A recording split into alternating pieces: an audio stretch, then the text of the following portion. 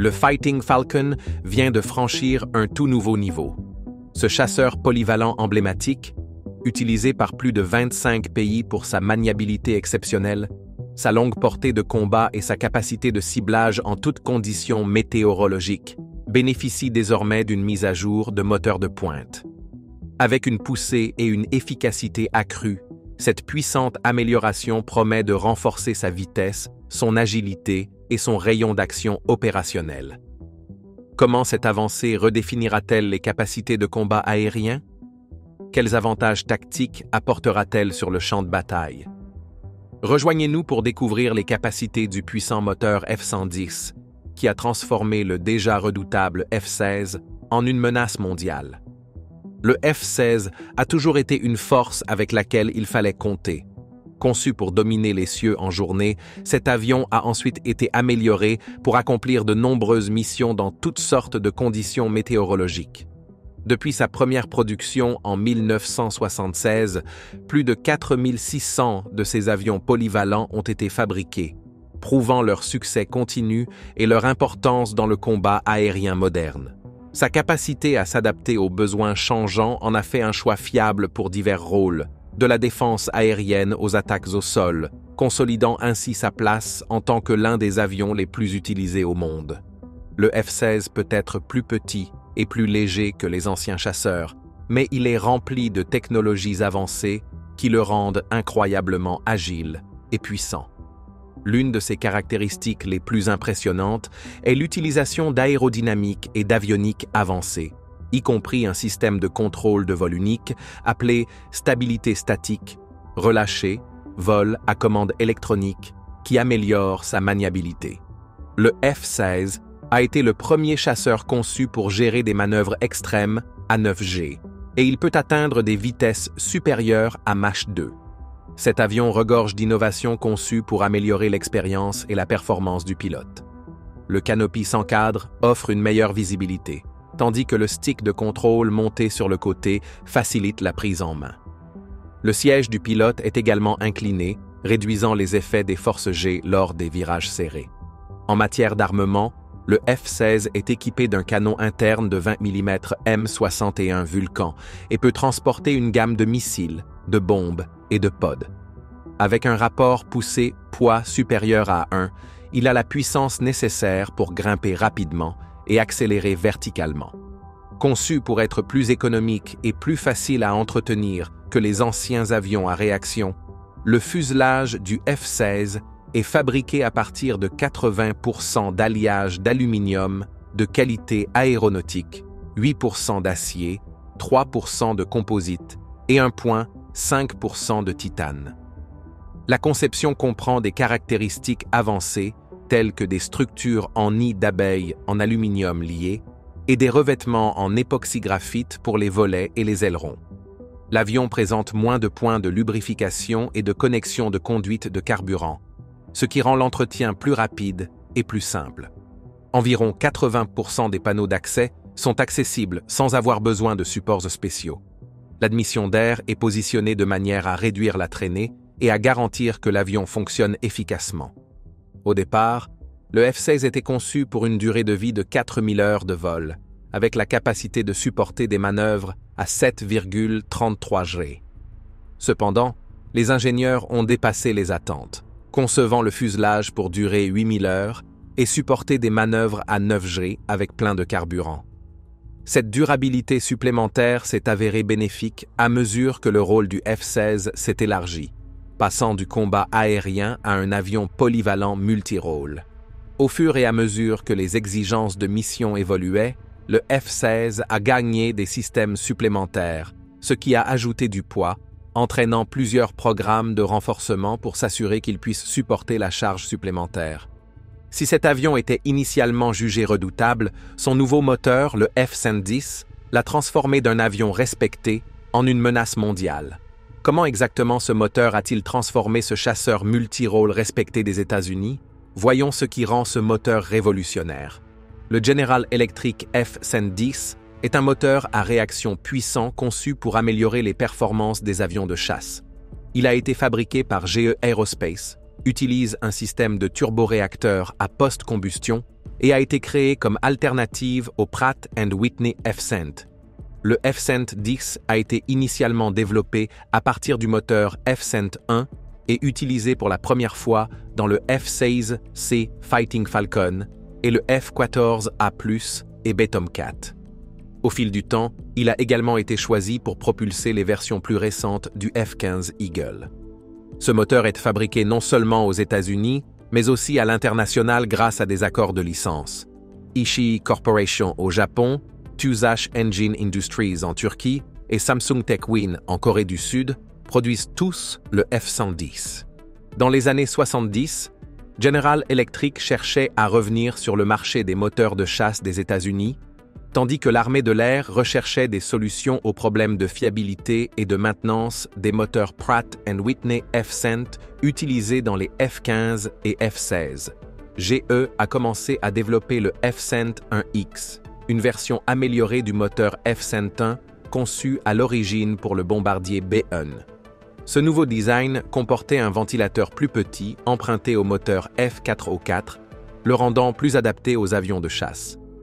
La buse Iris, également issue du F-404, a été adaptée à ce moteur.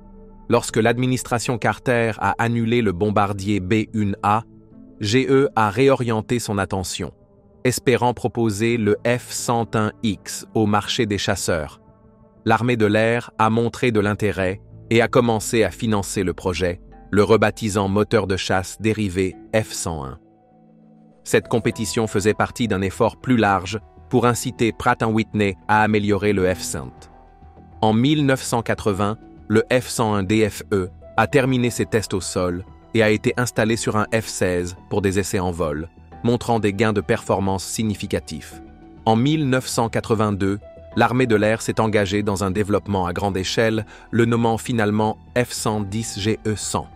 Cela a déclenché la soi-disant Grande Guerre des moteurs en 1983, une compétition féroce entre les moteurs F-100 et F-110. Les contrats étaient attribués chaque année en fonction des performances et des coûts, ce qui a entraîné l'utilisation des deux moteurs par l'armée de l'air jusqu'à ce que la compétition prenne fin en 1992. Le F-101 DFE a également montré son potentiel sur le prototype F-14B de la Marine en 1981, surpassant le moteur TF-30. Bien que les tests initiaux aient été suspendus, la Marine a ensuite adopté le moteur, le désignant comme le F-110 GE-400 pour les futurs F-14.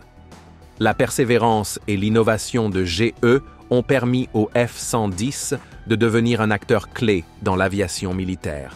Au milieu des années 1980, l'US Air Force a souhaité des moteurs plus puissants pour ses chasseurs tactiques, ce qui a conduit au programme Improved Performance Engine.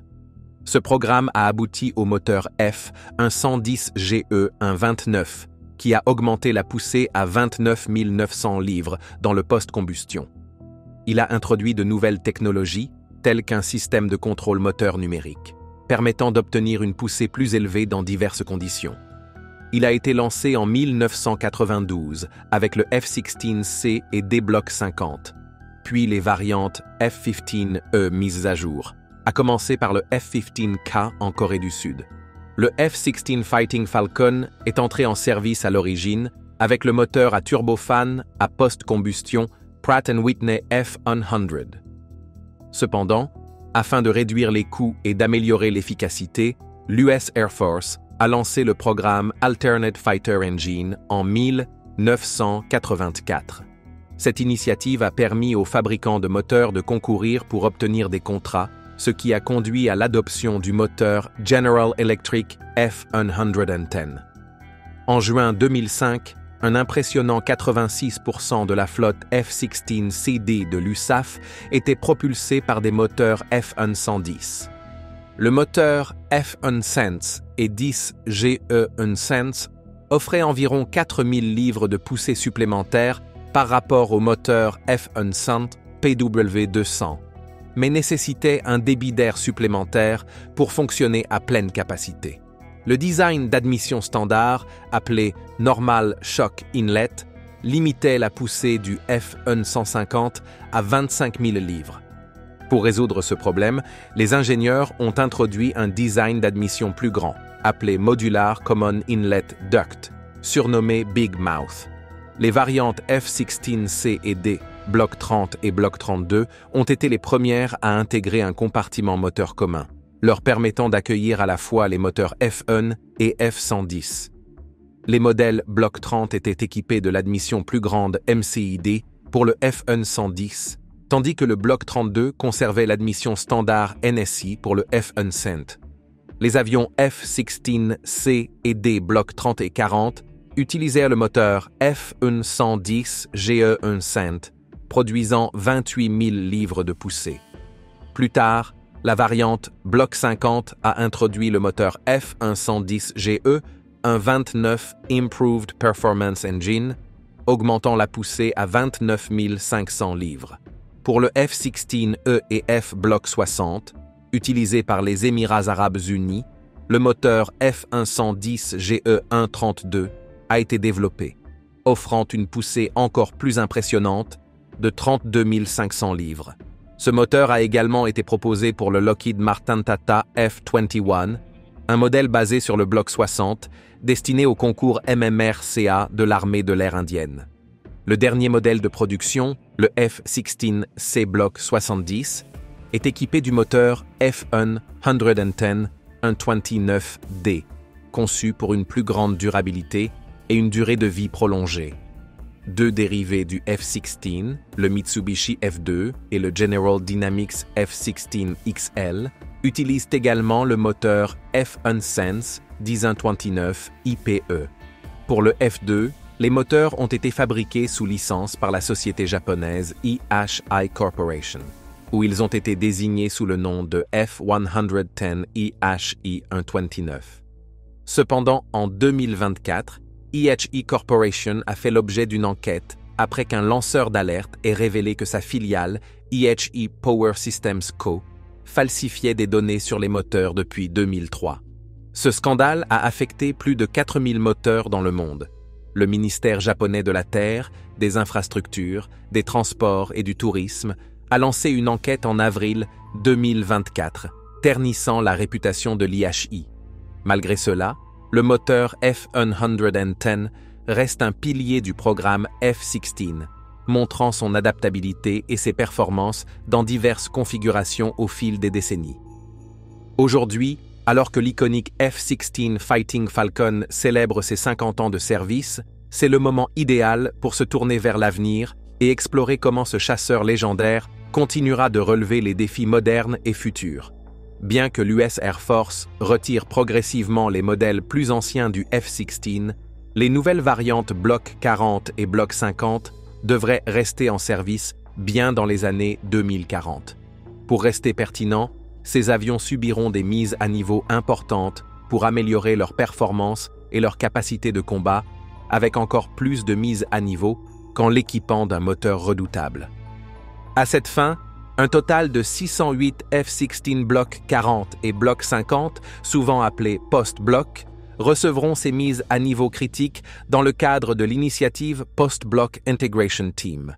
Ce programme ambitieux, dirigé par la Fighter and Advanced Aircraft Directorate du Air Force Life Cycle Management Center, comprend jusqu'à 22 modifications avancées destinées à renforcer la létalité et l'adaptabilité du F-16.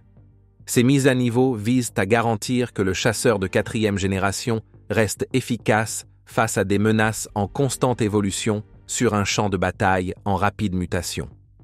Du modernisation des systèmes avioniques et radars à l'amélioration des capacités d'armement et de survie, le projet POBIT reflète l'engagement de l'US Air Force à maintenir le F-16 pertinent et prêt au combat pour les décennies à venir. Cet effort garantit que l'héritage remarquable du F-16 continuera de s'élever, même face aux défis futurs. L'ancien chef d'état-major de l'US Air Force, le général C.Q. Brown Jr., a exprimé de l'optimisme quant aux mises à niveau continues du F-16. Il a souligné que ces améliorations amélioreraient l'efficacité en combat et l'adaptabilité de l'avion dans un environnement de guerre électronique en constante évolution. Brown a insisté sur l'importance de moderniser le F-16 pour maintenir la supériorité aérienne à l'avenir. Le programme de mise à niveau Post-Block Integration Team, lancé en 2022, est mis en œuvre parallèlement au Service Life Extension Programme, SLEP. Le SLEP vise à prolonger la durée de vie opérationnelle de l'avion de 8 000 à 12 000 heures de vol. Cela implique des modifications structurelles importantes telles que le remplacement des cloisons et longerons, le renforcement des assemblages d'ailes, l'ajout de nouveaux supports et poutres, et la rénovation du fuselage supérieur. Chaque avion subit un processus de remise à neuf détaillé de 9 mois dans plusieurs lieux aux États-Unis et en Europe. Un composant majeur des mises à niveau POBIT est l'intégration de technologies avancées. Le radar APG-83 Scalable Agile Beam Radar, équipé de l'Active Electronically Scanned Array, est une caractéristique clé du programme. En complément de l'unité d'affichage centrale, le nouveau système radar offre aux pilotes une meilleure conscience de la situation. Il permet la cartographie par radar à ouverture synthétique, permettant la détection et l'engagement de menaces aussi bien air-air qu'air-sol à des distances significativement plus longues.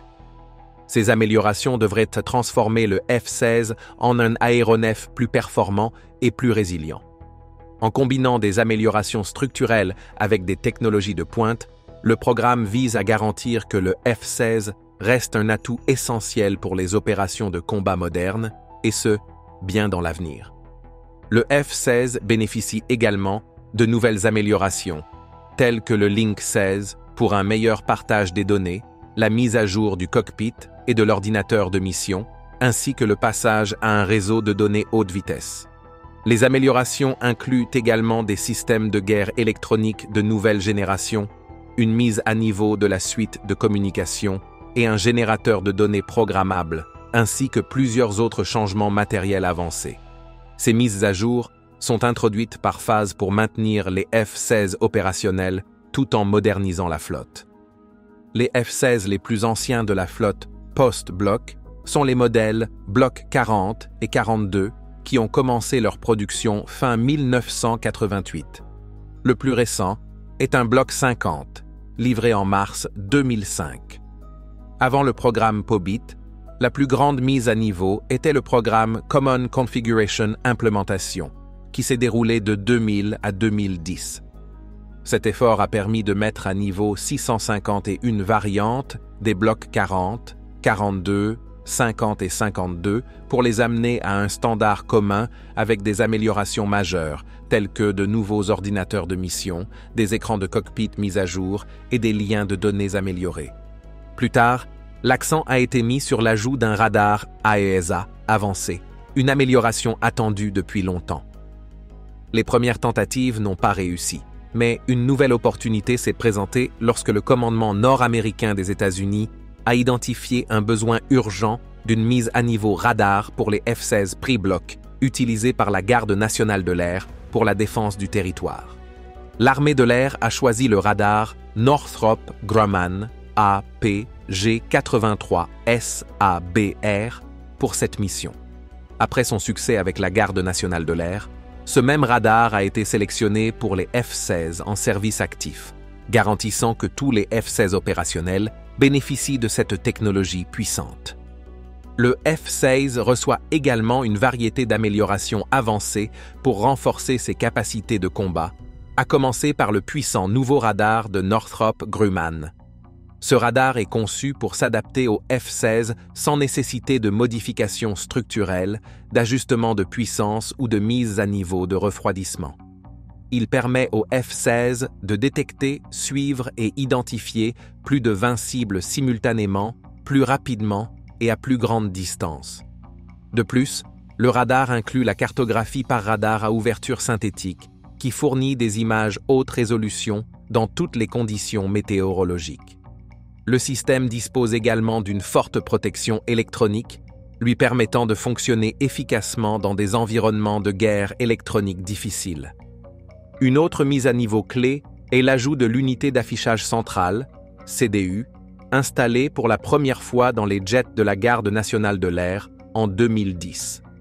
La CDU remplace les anciens instruments sur le piédestal central par un affichage couleur haute résolution et multifonction. Cette mise à niveau aide les pilotes à tirer pleinement parti du nouveau radar et des pods de ciblage améliorés, tout en réduisant leur charge de travail et en améliorant la sécurité et l'efficacité pendant les missions.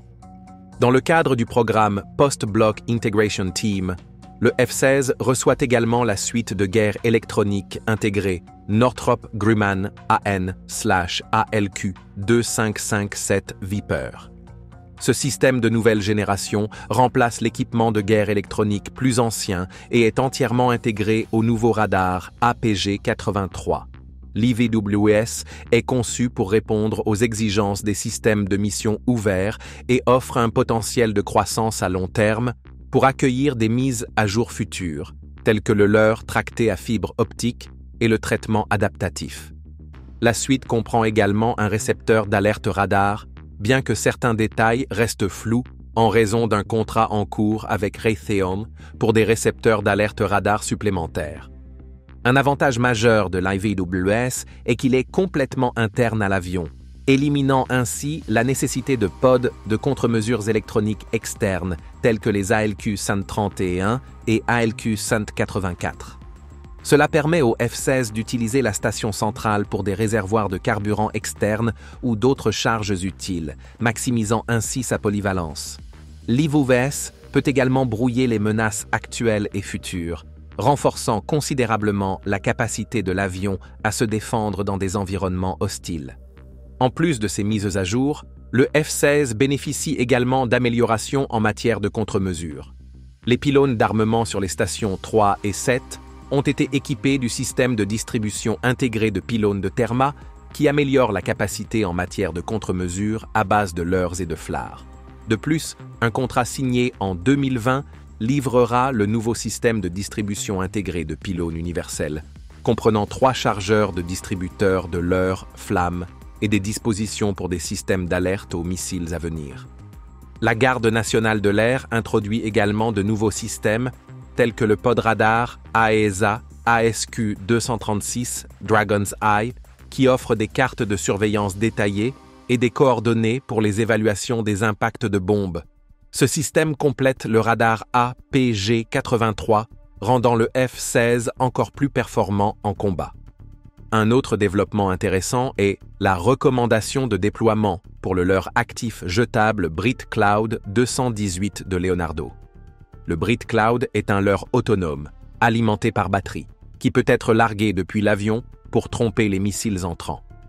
Il crée une distance significative entre l'avion et le leurre, permettant aux missiles de manquer complètement l'avion. Ces mises à jour ne sont qu'une partie des nombreuses améliorations que reçoit le F-16, avec d'autres développements attendus à mesure que la technologie continue d'évoluer. Les améliorations du F-16 garantissent qu'il reste une force redoutable dans le combat aérien moderne, s'adaptant aux nouveaux défis et maintenant son efficacité pendant des années à venir.